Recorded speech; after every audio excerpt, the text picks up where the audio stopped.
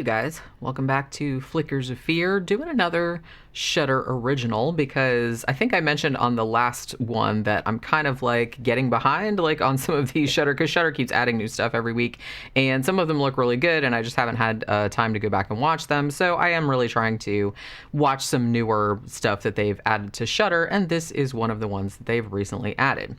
So this movie was actually directed by a guy named Duncan Birmingham, who actually, I looked up his IMDb page, and it said that when he was in high school, like he got his start as a writer in high school, writing for the Weekly World News, which if you're not from the US, that's like that's like several steps below a tabloid. It's just kind of like, you know, it's kind of like Chocoholic Mom Gives Birth to Sugar-Coated Baby type headlines, like lots of about aliens and Bigfoot and stuff like that. So that's how he kind of got started, which I thought was like very funny.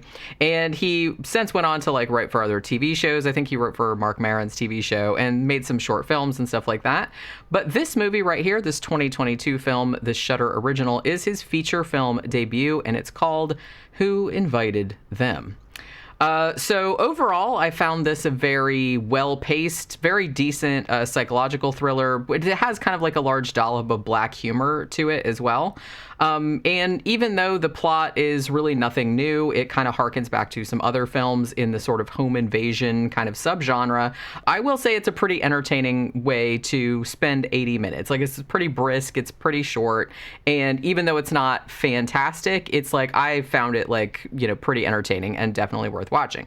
So here's the story. There's Adam and Margot, who are played by Ryan Hansen and Melissa Tang. Now, both of them looked familiar, but then, like, when I looked at their Wikipedia pages, I was like, I don't know if I've seen anything that either of these two were in. Now, Ryan Hansen, I think, was in that Blumhouse Fantasy Island movie, so maybe I remember him from that. And I think he might have been in the Friday the 13th remake, so maybe I remember him from that. But Melissa Tang looked kind of familiar, too, and I haven't really seen anything that she was in, so I'm not really sure. But she just looked familiar to me, so I must have seen her in something else. So they play the main couple, Adam and Margot. So there are these people, and they've kind of lucked into this great deal on a pretty swanky house in the Hollywood Hills. Now, right from the start, the dynamic between these two is pretty evident. Like, Adam, particularly, is a really insecure, kind of obnoxious, try-hard type of guy, and he's desperately trying to impress not only the bigwigs at this company that he's working for and obviously, like, making a lot of money at, but also their old friends, like, from the old neighborhood, and I kind of feel like this is implied, but he feels like, oh, the old friends we used to hang out with, that lifestyle isn't good enough for us anymore. So we're like moving up in the world, and he really, really wants to be kind of like in the glitterati, I guess. And he's just like really, really obnoxious about like going about it. And like I said, it's like really desperate and try hard. So there's that. And then Margot, his wife, now we later discover that she gave up, I guess, something of a promising career as an indie musician. I think they make a reference of one, like her band, like opening for Beck or something like that. And she kind of gave all that up in order to marry Adam and have his child. Now, yeah, they have a son named Dylan who looks like he's about 5 or 6, I imagine. We'll get back to him in a little bit. But Margot is kind of the opposite. She's very, very uncomfortable with this very showy display of wealth. She kind of liked it where she was. Like, she liked their old friends and their old crowd and their old lifestyle. And she worries that the two of them are just like overextending themselves in order to kind of move in circles that she never really particularly wanted to be a part of in the first place. So not too long after they move in, seems like immediately after they move in and like have everything set up, Adam insists on having this big housewarming party.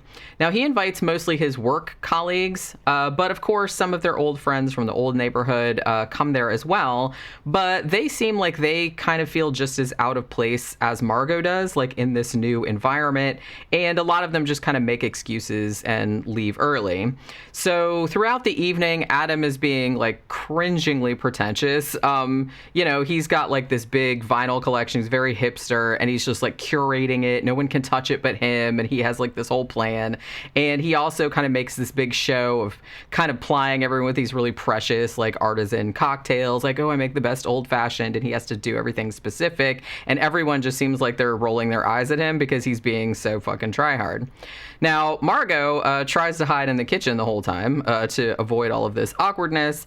And in general, it really does seem like nobody at the party, whether it's their old buddies or their new work contacts, appears to be having all of that good a time. And even some of the people that Adam wanted to come, like his boss and everything like that, like didn't even bother showing up. So the party ends at a pretty reasonable hour because everyone's just kind of like, oh, look at the time. We have like other better things to do. You know what I mean? So there's that kind of thing. So before the end of the party, they have a friend named Teeny and her husband, and they offer to take Adam and Margot's son, Dylan, to have a sleepover at their place, like with their kids, because their kids are friends. Dylan has actually not been adjusting too well to the new house. He's been having like really bad nightmares and wetting the bed and stuff like that. And the nightmares are usually about, I mean, they only show it like once or twice, but the nightmares are about his parents getting murdered. So you just know this foreshadowing is going to come into play later on. And, indeed it does. Now, significantly, while the party was still in full swing, like before everyone left, Adam noticed this very good-looking, very stylishly dressed couple that he didn't recognize. And they seemed like they knew him or they belonged there because he was like giving some kind of like half-assed stupid speech. And they were over there going, oh, yay, you know what I mean? Like they knew who he was. And he kept looking like, who the fuck are those people? So there's that. So he was a little disconcerted by this. But he figures, oh, well, maybe Margot invited them or they tagged along with one of our other friends or something like that. Not really that big a deal. After everybody leaves, though, Adam asks Margot about them, and she doesn't know who the fuck they are either. So they're like, oh, well, was weird. So they just kind of chalk the whole thing up to maybe it was just like a misunderstanding. So they kind of decide to put this whole lame shindig behind them and, go to bed. But just then, this weird couple that they saw earlier pop out of a bathroom and scare the daylights out of them. Now, it's implied, they actually kind of imply, it's like, oh, we popped into the bathroom like to have sex. That's what they were implying. But then they lost track of time and they're like, oh, did everybody leave? You know what I mean? So they apologize, obviously. But there's kind of like a wicked gleam in their eyes, I guess. And when Margot kind of gets justifiably mad and is like, who the hell are you and who invited you? They're like, well, you're going to think this is like really gauche of us, but we kind of invited ourselves. They said, we're Tom and Sasha. And they say they're the neighbors. They said basically what happened was that we came out our house and one of your guests was like blocking our driveway. And then we looked over here and we saw that there was a party going on. So we thought, oh, why the hell not? We're going to like pop over there and see like what the new neighbors are like. So they decided to do that. They said, oh, we didn't mean to cause any trouble or cause any distress or anything. We were just curious. And, we're sorry if we caused you any offense, yada, yada. So it seems at that point that the matter has been resolved. Everybody kind of makes apologies and makes up and everything. And Margot is like, okay, bye, like kind of ready for them to leave. But Adam, her Claude husband, wanting to, I guess, like seem cool in front of these very obviously rich, self-assured, successful couple, asks them to stay for a nightcap over Margot's very oblique objections. She's just kind of like, no, what are you know what I mean? He's just kind of like, yeah, you should totally stay, blah, blah, blah. And she's like, fuck me. So yeah. So Tom and Sasha obviously take Adam up on this offer. And over the next few hours, the four kind of drink, do some lines of coke, various other things. And they kind of like get to know one another. And as time goes on, it becomes very clear that Tom and Sasha are manipulating the weaknesses of the other couple, kind of like turning them against one another for perhaps some nefarious purpose. Like, for example, Tom like targets Adam's sort of like upwardly mobile self-importance that he has.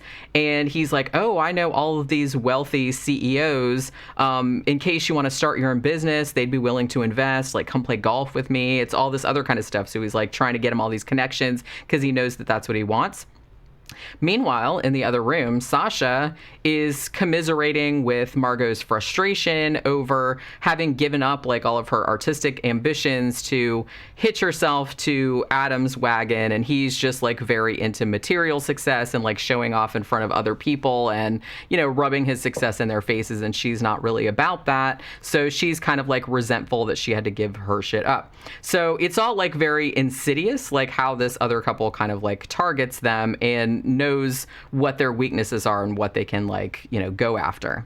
We also learned partway through the movie that the reason Adam was able to buy this house for such a moderate price was because of a horrific murder-suicide that occurred there several years before, like 15 to 20 years before. And we further discover that Adam has kept this information from his wife, Margot, which kind of highlights another chink in the armor of their relationship that Tom and Sasha can exploit. Now, I'm going to say that I guess it's not really a spoiler because it's telegraphed pretty clearly that Tom and Sasha were involved in the former murder-suicide somehow. So I will say that while this movie is actually really entertaining and I had a good time with it, don't expect it to be like super surprising because the plot twists are pretty obvious like early on. You know that as soon as you find out about the murder at the house, you're like, oh, well, these two obviously have something to do with it. And indeed they do. Like I said, I don't even think that's a spoiler because it's pretty clear. So as the situation at Adam and Margot's house kind of shades into drunkenly boisterous dancing and being all coked up and everything into like some more sinister threesome foursome territory, and then like, you know, them not leaving, like wanting to leave and stuff. While all that's going on, there's also kind of a small subplot involving their friend Teeny, who actually, they left the party early on, like I said, and, you know, had their son, like Dylan is staying with them. And she decides she's going to drive back to Adam and Margot's place to retrieve Dylan's Pookie.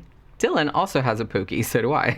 in case it's your first time here, I have a cat named Pookie. So yeah, but the Pookie in the movie is a stuffed monkey that he can't sleep without, and he's just like, I need my Pookie, because he left it at home. So, but the kid at the other people's house like has woken up, and he said he had a nightmare that that his parents had been chopped up. So I was like, oh, that's nice. Teeny is like, okay, well, I'll go back and get his Pookie because otherwise he's not gonna be able to go back to sleep again. And she can't really remember like where the house was because, like I said, they just moved here, and, you know, so she gets kind of lost, and there's a bunch of stuff going on with that. I actually really liked this little diversion, this kind of subplot here. I just wish that it had been fleshed out more and kind of tied in more conclusively with the main narrative.